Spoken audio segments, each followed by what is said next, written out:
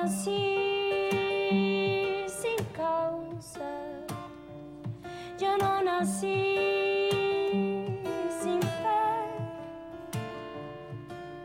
Mi corazón pega fuerte para gritar a los que nos mienten, así perseguir a la felicidad y así perseguir.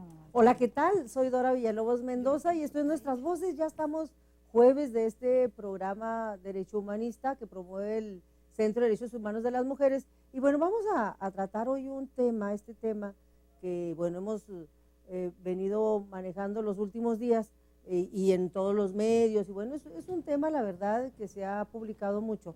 Este tema grave es un problema pues muy serio, que hace pues de alguna manera crisis en el Supremo Tribunal de Justicia y en la Fiscalía General del Estado. ¿De qué se trata?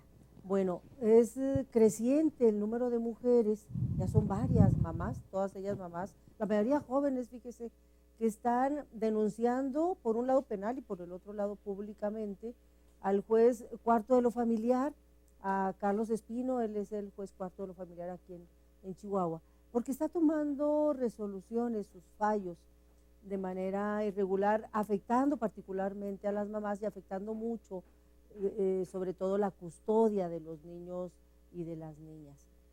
Es un tema, le digo, que ha hecho crisis, es creciente el número de mujeres que está haciendo estas denuncias. Empezaron algunas por allí que llegaron al Centro de Derechos Humanos de las Mujeres, pero cada vez se suman más y se están sumando y sumando más. Bueno, vamos a tratar este tema de manera integral, qué implica esto en el terreno de la violencia, en el terreno de las mujeres y en el terreno de la justicia también. Para tratar este tema a mí me da mucho gusto recibir aquí a dos de las abogadas del Centro de Derechos Humanos de las Mujeres que, bueno, traen algunos de los casos y una reflexión y un análisis así general que creo que vale la pena hacer. Me parece que tenemos que llegar a una reflexión sobre lo que está pasando, porque no son casos aislados.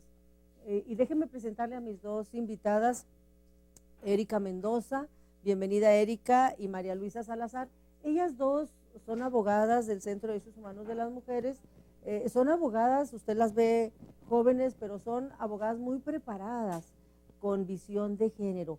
Ellas trabajan ahí en el centro y dan acompañamiento a muchas de las mujeres que llegan ahí generalmente con problemas de violencia. Acompañan todo el proceso jurídico por el lado penal, por el lado civil, por el lado familiar. Y la verdad es que son abogadas junto con las demás, con Irma Villanueva, con Lucha Castro y otras abogadas que están también ahí en el centro, que tienen ya gran expertise en estos temas. Y para empezar, tenemos un video, ¿no? Adelantito tenemos el video perfecto. Bueno, si les parece, a lo mejor podemos arrancar con la exposición, a lo mejor un resumen o exponer el caso así resumido, más o menos breve, de Genoveva, esta mujer indígena de origen tarahumara, que, bueno, pues la verdad es que fue una semana de drama, es una semana en el terreno de la manifestación, porque ella viene arrastrando un drama desde hace 4 años, pero digamos que una semana en que estamos conociendo el drama de Genoveva. Si les parece, exponemos este caso y luego ya arrancamos con la reflexión de los demás casos. Sí, okay. Tú que lo traes más o menos al dedillo, María Luisa. Bienvenidas las dos. Gracias. Muchísimas gracias. Bueno, como dice Dora, sí, efectivamente traigo un poco más de frescos los datos respecto al caso de Genoveva. Para no abundar, porque es una larga historia, para no abundar tanto, lo que podemos decir que en el caso de Genoveva es una joven mujer, ella es rarámuri, ella tiene a una menor, a una hija, ¿sí? Esta niña, al tener 2 meses de edad, sí es abordada por una mujer que ellas llaman chavochis o mestiza, ¿sí? Es abordada con la intención, ella acude a este lugar o asentamiento donde se encontraba Genoveva con la intención de buscar una empleada doméstica. Al llegar a ese lugar, pues ella en realidad vemos, o después nos dimos cuenta, se da cuenta de Genoveva que su intención no era encontrar una empleada doméstica, sino lo que ella buscaba pues era buscar una niña, un niño que pudiera llevarse, y así fue en el caso de Genoveva. Lo hizo a través de una empleada, de una hermana de Genoveva que por un tiempo fue su empleada. Trató de también quedarse con el hijo con el niño de la hermana de Genoveva.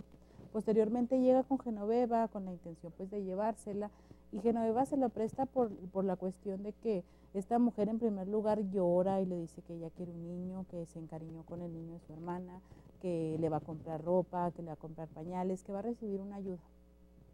Así pasa el tiempo, pasan los meses, estamos hablando de que la bebé tenía 2 meses de edad, pasa el tiempo y pasan los meses y esta visita o llevárselo fue se dio tanto a tal grado de que ya Genoveva pues nada más la veía los fines de semana a su bebé.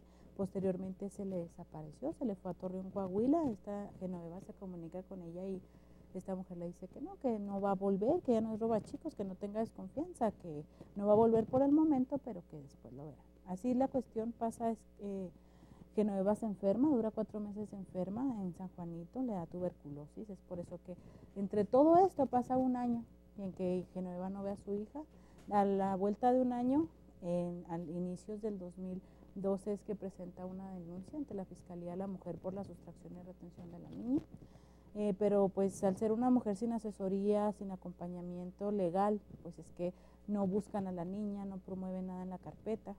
Resulta que así estuvo o duró la carpeta un año, casi 2 años, 1 año 6 meses aproximadamente. En el año 2013 llega Genoveva al Centro de Derechos Humanos de las Mujeres, precisamente por referencia de la Fiscalía de la Mujer, donde le dicen que acuda hacia nosotras para ver si la podemos ayudar, y efectivamente pues lo que hacemos es hacer varias cuestiones legales para la búsqueda de la niña. Nos comenta Genoveva que antes de llegar al centro ella vio a su niña, sí, fue recuperada por la Fiscalía después de 1 año y medio de que la mujer estuvo ahí insistiendo. La niña fue recuperada y por la mujer